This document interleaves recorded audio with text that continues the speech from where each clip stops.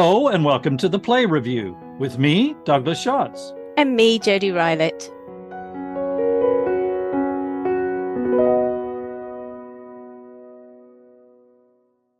Hi, Jodi. Hi, Douglas. It's been a long time. It's been way too long since we did a play review together. Though I hasten to say that that's not because we weren't going to the theater, I think. That's very true. There were almost too many shows to keep up with in the weeks before Yes. Christmas, I found. Yes. And as we come to the end of one year and the start of a new one, it is customary to put out a list of the best of the past year. And although we are slightly behind the curve here in the third week of January, I thought that we could do a very quick comparison of our top three shows of 2025. Then I'd be interested to hear what you're excited about seeing that is coming up in the first quarter or half of this year. Are you game for that? I'm game for that. Are we going to do them in reverse order in the traditional sense? To be honest, I don't like putting them in order at all. It's hard enough. It's hard enough to choose three, and I always find it incredibly difficult to say there's a favorite. Fair enough. I was also going to ask you, before I ask you for your top three, do you have any idea how many times you went to the theater, how many shows you saw last year? Do you ever do that tally? I don't do the tally. I mean, I did sit and scribble them all down in preparation for this partly. I reckon I've seen about 70, 80. Exactly the same. I think I was about 70. I think it might have been less this year because I didn't go to Edinburgh to the festival, which I think you did. Exactly. And that's what bumped it up. Where you can rack up a lot of shows in a very short space of time. Yeah. I mean, having seen that many, it's very hard to narrow it down to only a top three. But anyway, let's have a go. And in no particular order, what's first on your list? Okay, well, if it's in no particular order, I'm going to start with what's quite a wild card, which is I saw Hot Mess by Jack Godfrey, and it's a musical. And I saw it at the Southwark Playhouse, the Elephant, their newer venue, two-hander. The premise being it's a rom-com between the planet Earth and humanity. I mean, what are the odds that that's going to be any good? But it was great. So you meet Earth as she arrives in her post-extinction glow-up just after the dinosaurs have gone, and in stumbles mankind. And this sort of a gradually abusive relationship plays out. I worry about how that's going to end. Do you know what? It was clever. It was fun. It was excellently executed. They've done an album. I hope they'll get a tour. I missed it at Edinburgh, so I was so pleased I saw that. Oh, great. So there's an album I could check out because I missed that as well. Great. Hot Mess. Okay. My first was, this is sort of chronological in a way, was The Years, which was first on in the Almeida. Actually, it's a bit of a cheat because it was first on at the Almeida in 2024, but I didn't see it till it transferred to the West End in 2025. And I thought that was fantastically inventive, theatrically. Just to remind, it was adapted and directed by Aline Arbo, based on a book of the same name by the French Nobel Prize-winning author Annie Ernaux. Cast of 5 women who played multiple characters at different ages, headed by Romola Garai, who delivered one of the most moving and memorable scenes that I've ever seen in the theater, a scene which notoriously had some people fainting in the aisles. But the whole show, I thought, was wonderful, a powerful portrayal of the span of a woman's life as she lives through the past 80 years in Europe. So we also got a snapshot of social history of that time. So that was a highlight for me. Yeah, I saw it again last year, and it would have been my number one the year before. Okay, your second one. My second one is still on. It runs to the 7th of March. All My Sons, Arthur Miller's classic of the tragedy, The Great American Dream. Bryan Cranston is just phenomenal. And Marianne Jean-Baptiste and Pape Esther. The whole thing is wonderful. I was slightly nervous because Eva van Hove, is that how you pronounce it? I'm not a huge fan. However, it was a great production and I just held my breath through it. It was incredibly moving. Watched it with my son who'd never seen it before. I mean, it's a great play, right? Yes. But with that cast on top of it, it was just wonderful to see it through his eyes. I haven't seen it for the first time. You're making me sorry I didn't see the production because I absolutely love the play and I've seen it several times before and in fact covered it on the Play podcast as well. And I was again slightly skeptical of Ivo van Hove, as you say. Although he's done some great stuff in the past and is always interesting, and Bryan Cranston is a legend, so fair choice. Thank you for reminding me. My second choice is Punch, which I saw twice last year, first at the Young Vic, then in the West End. It was even staged in New York at the same time it was in the West End, which is extraordinary for something that started out as such a local story in Nottingham. It tells the true story of Jacob Dunn, who killed a young man with one punch in an altercation outside a pub in Nottingham, then went to prison, and after his release went through a process of restorative justice, during which he met with the parents of the young man he killed. The story and the show are painful to watch at times. The scene where Jacob meets the parents was just heartbreaking, mesmerizing. Broke me. And David Shield, who played Jacob, and Julie Hesmondall as the mother, Joan, were both wonderful. And I'm sure that this play will have a continuing life. In fact, I know it has, because I believe there's a revival planned in Nottingham again this spring, followed by a UK tour. That's a great thing, I think, because it has important messages about masculinity, education, and justice, particularly for young people. And in fact, Jacob and others have been campaigning around the show.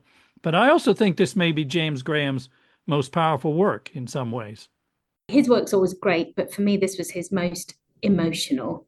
That scene you described, I saw it twice as well, and I was in bits. That was in and out of my top three. I understand they've created an adaptation of the play that they can take into schools and tour. Yeah, that's great, because I understand that the producers were funding for school kids to come to the show when it was in the West End as well. And I read that there were adults who had seen it and then were bringing their teenage children to see the show. Great. So we both agree about Punch. Third one and last one? My third and last one, and unashamedly actually number one, is Ken Rex. Still running actually to the 1st of Feb.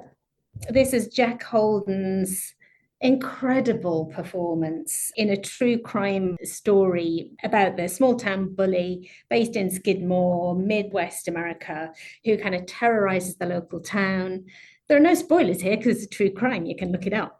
The town finally gets fed up when he shoots the storekeeper Bo, and they turn on him, and he is essentially executed.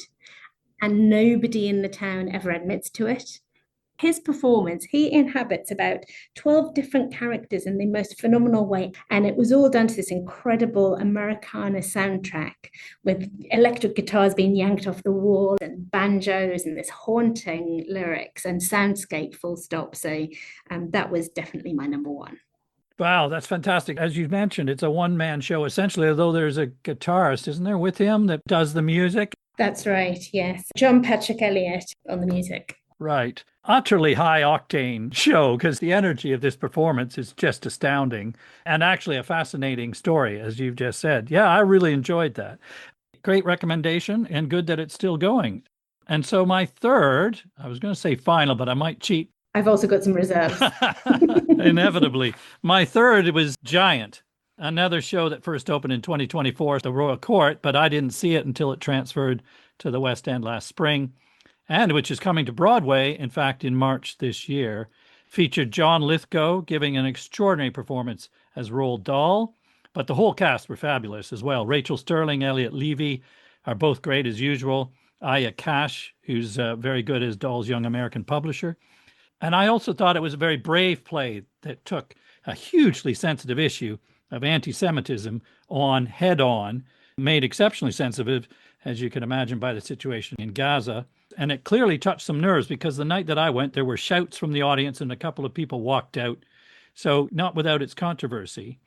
But, you know, that kind of reaction is another testament to the impact of live theater, I think. Yeah. I would also add I was extremely privileged to be able to talk with Mark Rosenblatt, the play's author, on the Play podcast. A fascinating conversation, and I think a really intelligent and moving and topical play. Beautifully done. What a central performance from John Lithgow. I mean, he was so convincing that he was Roald Dahl. I was quite far back and I could see the little mischievous glint in his eye, the weird feeling as you suddenly realized, or slowly realized, what he was thinking, feeling, what his values were. That was incredible. Yes, I mean, of course, at the heart of the play is this paradox of this apparently charming, could be charming man, magnetic character, who wrote some of the best known children's books of all time, but who proved to be an atrocious anti-Semite. Right. Are we allowed one reserve? Have you got one reserve? I haven't just got one, but I'll try and keep it to one. Do you know what? It'd be the one that shocked me the most in terms of that I enjoyed it because I didn't want to go and see it. And I like it when that happens. I saw Why I Stuck a Flare Up My Arse for England by Alex Hill. That's a great title. It sure is. It's another one-man show. It had been at Edinburgh the year before. It had had a lot of buzz. It was literally about the footage during the Euro tournament of the World Cup. An England fan did, in fact, do that. It did the rounds on social media. That's why I didn't particularly fancy the play. But what it really is a study of the nature of tribalism and belonging and how people can feel very excluded and then suddenly they get pulled in to be part of this tribe and where that can take you. It was surprisingly incredibly moving. There's a surprise one. I wouldn't have put you down, no, for that subject. Okay, my last one would be Till the Stars Come Down. Yeah, that was one of my others. I'm glad you said that. Well, that was another cheat, really, because I first saw it at the National in 2024, Same. but was happy to see it again at the Haymarket in the West End last summer. This is Beth Steele's play set in Nottinghamshire, a wonderful ensemble piece set on the day of a classic working class English wedding. I say classic, except the bride is marrying a Polish immigrant, and the play touches on stresses not only within this family, but in the state of the nation as a whole. It was funny and moving and layered. And I also had a wonderful time talking to Beth Steele about the play on the podcast. She is fabulous. Yeah, that was fantastic. I think that play will have a long life. I think people will put that on, amateur and professional productions, for years to come. And it's interesting that both, you mentioned Punch being in Broadway, at the same time, incredibly, Till the Stars Come Down was on in Broadway as well. So for a brief moment in time, we had two British plays by Northern playwrights about working class people on Broadway. Fantastic. Yes. Okay. Looking ahead, what are you excited about seeing in the coming weeks? I'm excited to see Our Town at the Rose Theatre, Thornton Wilder's classic. This is Michael Sheen's Welsh version, the general saviour of theatre and the arts and all-round wonderfulness and everybody's multinational treasure that is Michael Sheen. I always got a soft spot for that play. I was in that play on the Rose Theatre stage with my son Billy. No. Yeah, in about 2019 in a community production. It's one of my happiest memories. Wow, and it's going to be at that very venue as well. That's fantastic. I know. We're both ready to understudy should they need it. Although I haven't got a very good Welsh accent. I was going to say, you might have to do some Welsh. Yeah, that was on my list as well. Actually, I once saw the great Alan Alda in Our Town. And of course, likewise, it's always worth catching Michael Sheen on stage. Okay, that's a great one. My next one, I think, is Arcadia at the Old Vic. Considered by many to be Tom Stoppard's finest play, I think. And it obviously will be all the more poignant to see following his recent death. I'm also very much looking forward to speaking with the show's director, Carrie Cracknell, on the Play podcast. Oh, brilliant. To add Arcadia to the catalog's essential. Yeah. Other ones that I'm looking forward to Lost Atoms, Frantic Assembly's production at the Lyric in Hammersmith. That's all I know about it. If I see Frantic Assembly, I'm going to go and see them. Great. And then Ballad Lines, a new folk musical at Southwark Playhouse. Again, as musicals surprised me a bit last year, I think, well, why not continue to be a bit surprised? Yeah, good. I love that attitude. Okay, what's next for me? Dance of Death at the Orange Tree in Richmond. Oh, yes, I'm seeing that too. I'm not looking forward to it, though. It's the renowned director Richard Eyre is adapting and directing Strindberg's classic of marital warfare. I've never seen it, I don't think, but I've read it, and it's fantastically brutal. But that's it, yeah, brutal and addictive marriage. Oh, yeah, it makes Who's Afraid of Virginia Woolf look like comedy. I can't wait to see it with Lisa Dillon and Will Keane as the warring couple, so a good cast. That runs from the 31st of January to the 7th of March. Any others? Ones that I'm really looking forward to in this year are One Flew Over the Cuckoo's Nest at the Old Vic, with Michelle Gomez has just been announced as Nurse Ratched and Giles Terrera in the Jack Nicholson part. I'm just interested to see that. It would make sense for that to be a play rather than a film. It's all set in the one space, right? That's true, actually. I'm a bit hesitant about why bother doing it, but you've just made a good argument for it. Yes, looking further ahead, I've got on the list some things in Stratford the RSC are doing in the summer, which is a ways off, I know, but the Resistible Rise of Arturo Ui at the Swan Theatre with the wonderful Mark Gatiss. Is this about Hitler? Yes, it's a Brecht satire on Hitler, which I think might be frighteningly topical, I'm afraid. And also in the summer, there's some big names coming with Kenneth Branagh in The Tempest and Branagh with American actress Helen Hunt in The Cherry Orchard. I'm really interested in that Cherry Orchard. Laura Wade's done the adaptation. That's right. And Tamara Harvey's directing. So, and I'm really keen to see that. I don't think I need to see Kenneth Branagh as Prospero. I'm with you. I made exactly the same decision because I saw Branagh's Lear and no bones about it. I hated it. So I'm not going to be sucked in again. Still with big names. I'm looking forward to Gary Oldman in Krapp's Last Tape, Beckett at the Royal Court in May. That's sold out, isn't it? I suspect so, yeah. I mean, he's a big star for all sorts of reasons. But it's a bit of star casting I'm willing to go along with. I saw Stephen Ray do this at the Barbican, and the play is characteristically mysterious, but also very moving, I thought. And I'm dying to add this one to the Play Podcast catalog, too, if I can. We've done Godot, Endgame, and Happy Days at Beckett so far. That'd be great. And I think that might be it, although one last one was for me was 1536, which, did you already see at the Almeida last spring? I did. I am very cross that I missed that, but I'm very glad that it's coming back to the Ambassadors Theatre in the West End from the 2nd of May. Yeah, that's one to catch. 1536 is, of course, the year that Anne Boleyn was executed, and I'm very intrigued. Yeah. Ava Pickett, she's a big star in the making, isn't she? She did Emma at the Rose Theatre recently and reset it in Essex. It was great. It got great reviews, actually. Yeah, she's got an incredible way with natural, pacey, modern dialogue. And then very excited to see Rebecca Lucy Taylor, also known as Self-Esteem, in the revival of Teeth and Smiles, which is David Hare's Rebel play, and the role was originated by the wonderful Helen Mirren. She is such a talent, Rebecca Lucy Taylor.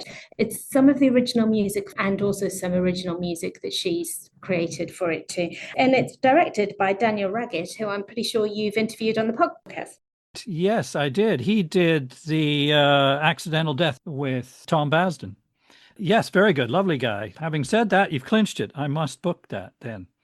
Okay, great. Thanks so much for that roundup, Jodi. I look forward to reviewing a few of these shows together. Yes, let's definitely do that.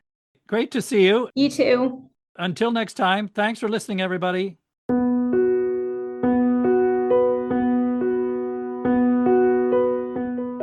We'd love to hear what you think, so please visit theplaypodcast.com to share your comments or email us at plays@theplaypodcast.com.